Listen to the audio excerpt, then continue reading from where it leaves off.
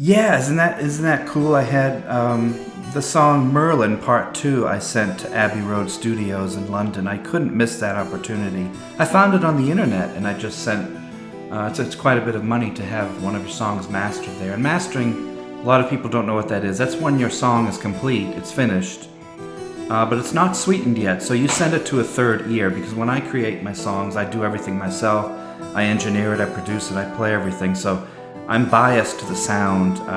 When you send it to someone, oh my God, in Abbey Road Studios in London, which is the most famous recording studio in the world, and to have an engineer there listen to it with fresh ears and say, oh, that doesn't sound very good. I need to compress here and edit here and equalize here and sweeten the sound here and raise the highs here, lower the lows here.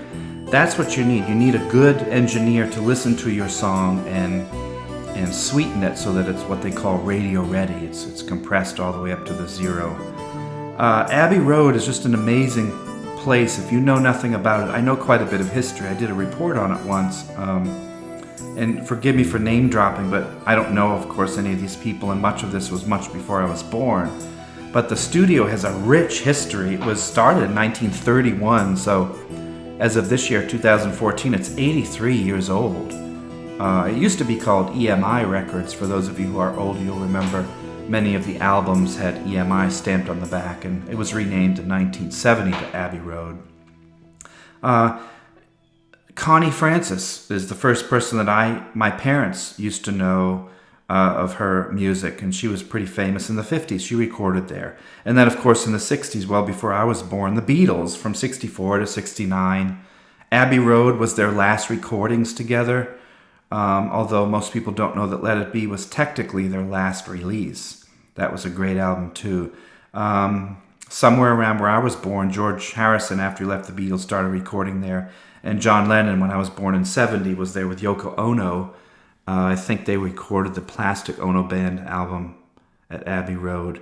And then in the 70s, of course, this is before I even knew what music was, you had artists, heavier artists like Pink Floyd in 71, or recording Dark Side of the Moon there in, I think, 73.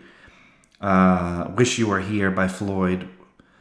Year of the Cat, my God, that's an amazing album by Al Stewart, and that was recorded in the mid-70s. That's one of my all-time favorites. It's just every track on that album is amazing.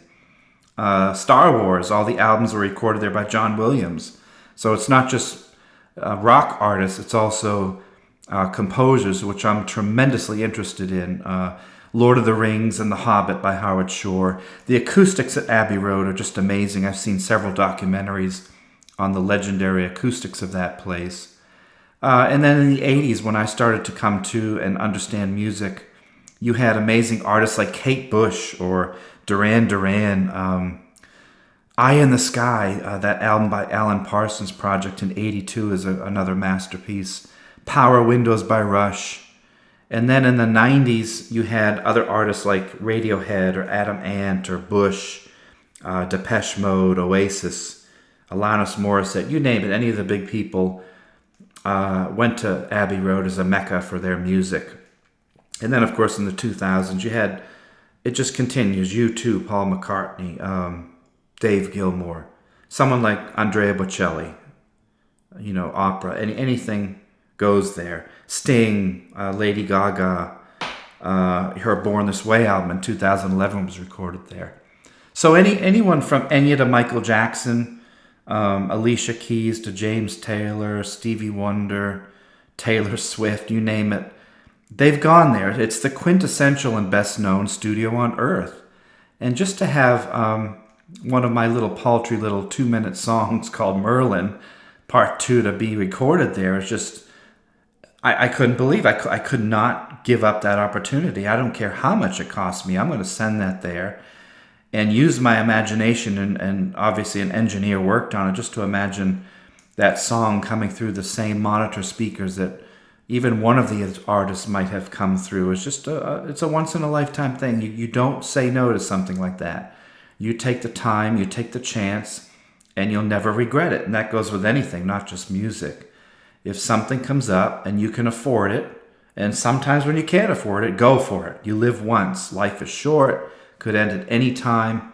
I recommend any band out there, any person who's musically inclined, to send something to Abbey Road and have it mastered there, just to say you did it. There's no other reason. Sure, it's an ego thing, but just to say, I did it. I went to Abbey Road and did it. You won't regret that. My gosh, an 83-year-old music studio. How can you go wrong? So that was an amazing experience. Yeah, he still records there.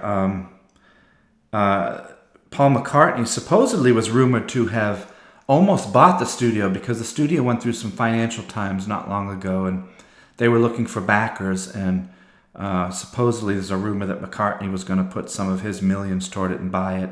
I guess that from what I know, it's become a landmark in London. It's become almost a museum, a piece of history. It won't be torn down ever. It's solidified. Someone rich obviously purchased it and kept the history. It's just too rich. You can't destroy a building like that. It would be bad for humanity to do that. So as far as I know, it's still there today. You can still go in that crosswalk on Abbey Road that the Beatles did and cross the street. And one day when I get to London, I will definitely visit it.